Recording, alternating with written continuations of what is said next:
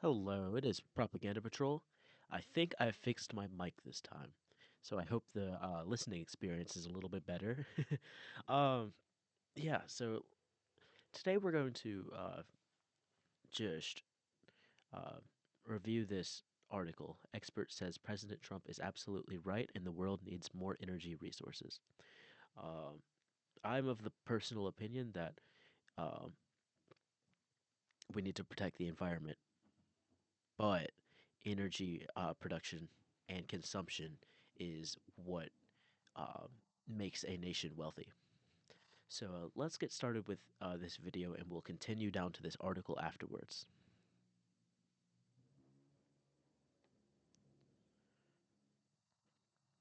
All right. So he has to do two things, and I think the first one will be very obvious, and he will do that. We need to get much more energy because we know energy is the lifeblood of making sure you have prosperous societies. All right. I would agree with what he just said right here. And I have a source to back it up. This graph compares per capita energy consumption to per capita GDP. Okay. Uh, so the higher you go, the more energy you consume. The further this way you go, the higher GDP you have. Okay, there is an obvious trend between per capita energy consumption and per capita GDP. The United States sits right here. Nations like China and Russia sit right here. Um, this graph demonstrates just the necessity of energy and energy consumption. Um, because a lot of the nations, especially over here, probably remain significantly less wealthy and significantly less prosperous than the nations up here. Though I think there are some exceptions, such as the Scandinavian countries are not listed up here, and um, there are some nations like, for example, Brunei and New Caledonia, which aren't major world players, and Puerto Rico, for example, which, while not being super, like not having a super high standard of living, are a nice ways up this graph. Um, so yeah, and I consider the nations on this side to probably be in a better situation than the nations on this side in terms of these nations are going to be big producers of energy. The United States produces so much energy. Canada produces a lot of our energy for us. And the nations on this side don't have to produce as much energy and get the benefits of their per capita GDP. If that makes any sense. If I'm just yapping, then feel free to comment down below. Let's He continue. should be producing more energy. He should be proud of that. He will be doing that. But climate change is Yeah. still a problem. And of course, around the world, there are billions of people who are very worried about climate change. We need to address those issues. Yeah, I'm definitely one of those people who are worried about climate change for my children and for their children, and I mean even for my life. Climate change, in my opinion, is a very major issue. As well, and he should fund much less money, but smartly through innovation to make sure that we eventually fix climate change. So our military budget is insanely high. In the last video, I talked about how it's unnecessarily high. Uh, we could spend a ton of that money on research and production, R&D, research and development. We don't need to be spending as much money as we are on useless stuff.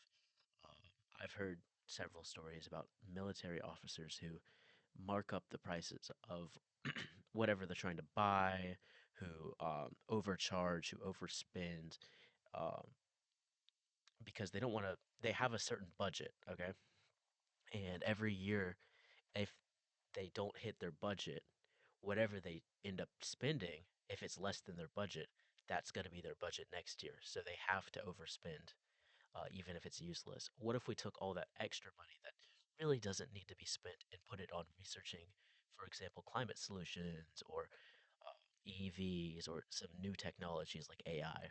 Uh, just a thought. This is going to be much cheaper. It's going to drive innovation a lot of different ways. I mean, if you imagine making better batteries for energy systems, you'll probably also end up making better batteries for your cell phone. And so we'll first cell phone died in 5 minutes. It was a old iPhone 6. It it could not keep a charge. Oh my gosh, we need better batteries ASAP. I mean, new phone batteries are fine, but they tend to die over like I have an iPhone 13. Um, my guess is in 5 years, my iPhone battery is going to be 60% or less of its current capacity. Um, and over time, these batteries get so much worse exponentially. Um, I think research needs to go into making better batteries because what we have now is honestly just a waste of resources. Will have lots of other sort of spin-off benefits.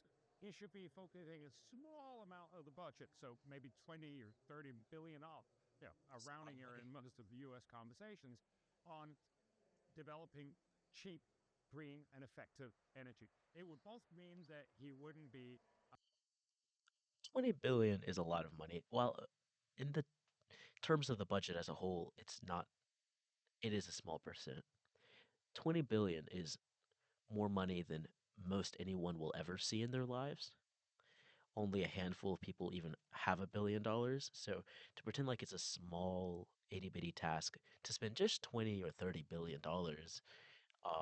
I think he's understating the uh, how much $20 billion actually is.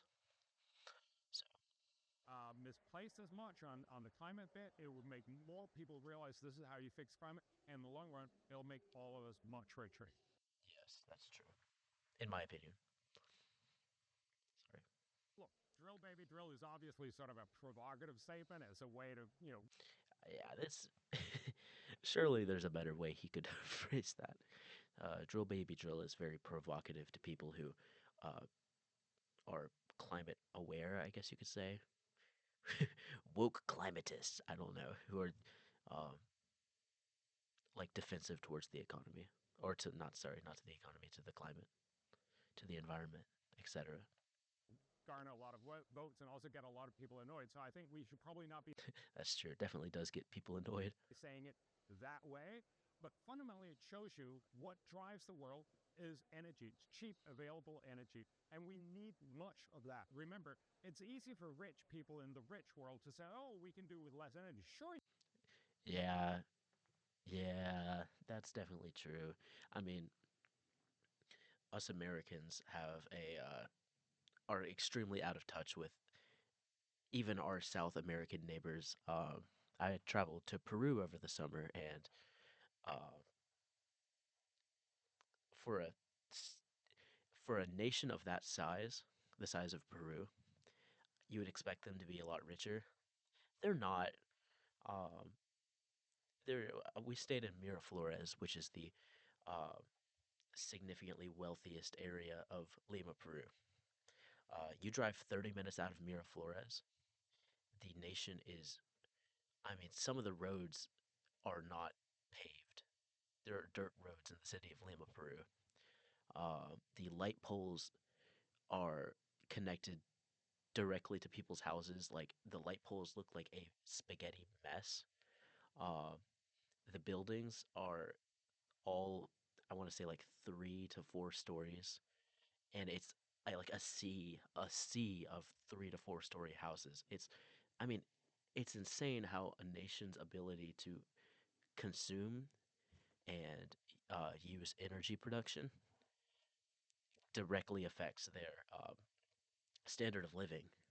Um, and I mean, I really hope over my lifetime we can see cities like Lima, Peru, develop themselves and have a easier time just making energy and raising their standard of living. you can because you're rich. But most people in this world Yeah, are incredibly poor and they need much, much more it's like energy. I was So saying. that way, Trump is absolutely right. We need to get more energy, not less. But we also need to be able to show that we do care about climate change, that we do care about the far off future, Hmm. and we're going to fix that by making sure that in the long run, we fix climate change. So, take, for instance, fourth generation nuclear, which could be one of the solutions. Oh, I have very strong opinions about nuclear power plants. They are the best thing since since anything ever, since Jesus, I guess. Uh, Nuclear power plants are so good, and they're so underrated right now. Um, and we've had disasters like Chernobyl cover up uh, public opinion of nuclear power plants. We really need to build more of them. I mean, they're so good. For just a little, for tiny little rocks, you can power an entire city. And in the modern era, they're significantly less dangerous than they have been in the past. So we really need more and better nuclear power plants. Let's Might also not be. But if we invest in fourth generation nuclear, continue. Oh, okay. we get more energy, not less. But we also Sorry. need to be able to show that we do care about climate change, that we do care about the far off future, Approximately and back. we're going to fix that by making sure that in the long run we fix climate change. So take, for Mhm. instance, fourth generation nuclear, which could be one of the solutions. It might also not be. But if we invest in It is the solution so far. In my honest opinion, it is the solution. It's what we need to do. fourth generation nuclear so that they develop, so we find out does it work and how cheap is it going to be. Imagine if we could make fourth generation nuclear cheaper than fossil fuels. Everyone We can, we just don't put any money into it. We need to do this. It's so good. Oh, would switch, not because they were forced to in expensive climate summits, but because it was cheaper. We would get not just the US and Europe on board, but we'd get the Chinese, the Indians, and the Africans. yep, And of course, this would make the US incredibly rich. So we need to insanely. be smart about how we do this. It's more energy now. It's And I'm surprised nations like, for example, China haven't started just doubling, tripling, quadrupling their nuclear power plants. Um, I feel like they just haven't exactly realized how extremely prosperous and wealthy they would become if they would just start investing in alternative fuel methods like nuclear. Uh, Especially because China has access to a lot of uranium, plutonium. I mean, in an area that large, you have all sorts of resources. All sorts of resources. And considering China is the number one trade partner for most every single nation on this entire planet, they should easily be able to get enough uranium. They should have well more than enough money to build refineries and to build power plants. I don't know why they haven't done it yet. Let's continue. fixing climate change in the long run. Whether green policies have wreaked havoc on European. I'm curious what he means by this. I just showed a graph on the UK electricity price. So the electricity price on average paid by UK both customers, so households, but also industry. On average since 2003, that's gone up 3 times. It's tripled. That's 2%. 3 times? Are you kidding me? So the average citizen is paying 3 times more? Oh, goodness. Oh, goodness. Wow, that is. Oh, that's not nice. Oh, I wouldn't want to be a citizen there. Um, Although I don't know how much we pay for our energy. I'm sure it's gone up too. More of GDP the UK is now spending every year on its electricity. That's twice the cost of all primary schooling. This is a Wow, real that's a drag on the lot. economy, and of course, that Yeah. means you're deindustrializing all the energy intensive industries just moving out. Well, many of them moving to the US, and of course, in the Mm, long run, they might also move to China and India. The yeah. point is, if you have high energy costs, you're not going to be able to sustain a lot of industry, and in the long run, you won't be able to sustain your progress. Again, let's you know, these nations are gonna slowly start ticking up, due to their massive amount of land and the massive amount of energy they have the ability to produce. Um, where did? Oh, okay. All right. Germany has been for a very long time incredibly convinced that they are going to save the world. So back in 2010, they Oh. did their whole big climate law, the Energiewende, where they promised they were going to show the rest of the world how to do green. And unfortunately, now, of course, Germany has become the place to show how not to do green. So I'm not Sure, maybe. I mean, every major project needs a trial run, and if Germany was the world's trial run, it was necessary for it to happen, even if it ended up poorly. But I'm not exactly sure how poorly Germany's ended up. It doesn't. There's not exactly any statistics shown here. It's not very possible to see. Okay, what happened? Uh, but I mean, maybe he's. I wouldn't say he's lying, but I'm not sure what he's saying here. Back in 2010, Germany got 79.6% of its energy from fossil fuels. Yep. So fast forward to 2023, and they still get 79 point. Oh, they were gonna save the world. Oh, 79 to 79. Okay,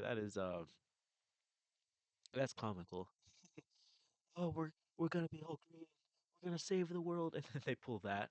Oh, that's funny. All right, let's. 3% of its energy from fossil fuels. They basically not managed to, change the dial at all. At this pace, it's going to take them almost half a millennia to Oh, stop fossil fuels. goodness. And of course, at the same time, they paid much more than, much more than half a trillion dollars for this. Half a trillion for no change at all? Are you kidding me? Are you kidding me? What? How do you do that? Germany, how did you do that? I mean, you have elections today. Maybe you could change it and figure it out. I mean, that's insane. How did you do that? Come on, Germany, be better. So they basically paid an enormous amount of money. They've made energy almost unaffordable, and they have not actually made much. Okay, saying you're making energy unaffordable and then not backing that up is um, a choice, I guess. I would really like to see what he means by unaffordable. Because if it was unaffordable, no one would be buying energy. I've never been to Germany, but last I checked, they still have the lights on. They still have people living there. So something tells me he's making a mistruth. He's framing this weirdly. Progress on climate. A large part of this is because they were just stupid on nuclear. They decided to get rid of all their. Yes, that's. Ooh, Germany removed all their nuclear power plants for nothing. For nothing. They did it for no reason. Like, why did they do that? Uh, I mean, it was a dumb decision. They. Oh, no, this is not a nuclear. This is not a nuclear-based channel. This is a neutral. Let's continue. Nuclear power station, mostly because of fear. And of course, had they kept those nuclear power stations, they would actually have had more CO2 neutral energy produced every year Hmm. than they have now from incredibly costly policies. Oh, and they would have saved $500 billion. Hmm. Half a trillion to get rid of your best energy producing source is insane. But oh well, they're Germany. They're not America. They can make their own choices, even if they're not great. Just 1 month into the job, President Donald Trump is making big changes in the government. That includes energy policy, which is vital for the economy. Again, I do believe it is vital for the economy. Trump has to do a couple things. Bjorn Lomborg. Okay, this guy's name's Bjorn. Hi, Bjorn. Political scientist and president of the Copenhagen Consensus Center. That's going to be my measure. Uh, told Fox Business on the sidelines at 3 day news. Yada yada. It's the lifeblood of making. Yeah, I agree with that. That's a different approach to the energy policy that the Democrats. Oh, here's where they start getting a little political. In 2020, the number of federal land drilling permits approved by the yeah, it's not surprising. I mean, they're the Democrats. They run on clean energy. I don't know why this would be a surprise to anybody reading this. Maybe they're just trying to go for a shock factor. The new administration and energy policy shakeup is in progress. Yada yada. Unleashing American energy. Unleashing. That's it. That is quite the word. He's cutting red tape and raising, raising energy output in the United States. While Democrats run on clean energy, Republicans run on removing regulations and I don't want to say dirty energy, but I guess that's more accurate than saying clean energy. Um, However, there's more to it. Bloomberg, I'm not going to try to pronounce that. Mr. Bjorn told Fox Business. Sorry, I just ate again. Uh, there are plenty of people who are very worried about climate change. We need to address those issues as well. I really agree with this guy. I'm kind of liking Mr. Bjorn. He has a nice haircut. Oh, careful, you don't want to do the Elon Musk. Um, Significant cuts to where was I? We need to address those issues as well. The smart way is to make significant cuts in overall funding. Yes, the the better way is to cut funding. Uh, cut funding and focus the smaller budget towards innovation. See, that makes sense. Well, what are they going to do with the extra money? I mean, are they going to also put it towards innovation, or are they just going to move it elsewhere? Um, it's going to drive it innovation in a lot of different ways. Suitable allocation will be 30 billion. That's a lot of money. Like I said earlier, that is not an insignificant amount of money. Dubs the rounding error in most U.S. conversations on developing cheap, free, and effective energy. How long is this article? Dang, it's not even a long article. I don't know why I said that. But Lumberg has mixed views on whether drill baby drill is helpful in crafting energy policy. I agree with this guy. Okay, so I'm a big fan of this Lumberg guy. He seems to have some very similar energy policies to me. I don't know if he's a conservative or if he's like a Fox News person, but uh, I think this guy has a lot of really good ideas uh, on energy policy. I mean, not liking Drill Baby Drill, loving nuclear power, and not being super favorable towards fossil fuels is right down my alley. Enjoying this guy. It's easy for rich people in the rich world to say we can do with less energy. I already mentioned that earlier. You can scroll back if you want to hear my thoughts about that. Uh, but most people in this world are incredibly poor and they need, yeah, like I said earlier, poor countries are largely relying on fossil fuels. Uh, yeah, because anything besides fossil fuels is super, super expensive. I mean, you can't just uh, you can burn a pile of coal easily, but you can't, burn the wind or you can't use nuclear power or you can't build a hydroelectric dam without technology, without the construction tools needed. But building a factory to burn coal and produce energy is significantly easier. And like I said earlier, it's necessary for a nation's growth. Uh, in other words, lower prices and clean energy would get more countries on board with newer energy tech. Yes, lower prices, lower priced, well, lower priced clean energy, specifically lower priced. This is what gets people on board. Everything's about money nowadays for some reason. And if we can get people on board with lower priced specifically, I mean, that would do wonders for the clean energy community around the world, for the environmentalist, and for, I mean, just for nature in general. One reason that region that doesn't seem to have a stable energy policy in Europe, notably the United Kingdom and Germany, are two of the largest economies in that part of the world. What does stable energy policy mean? I don't know.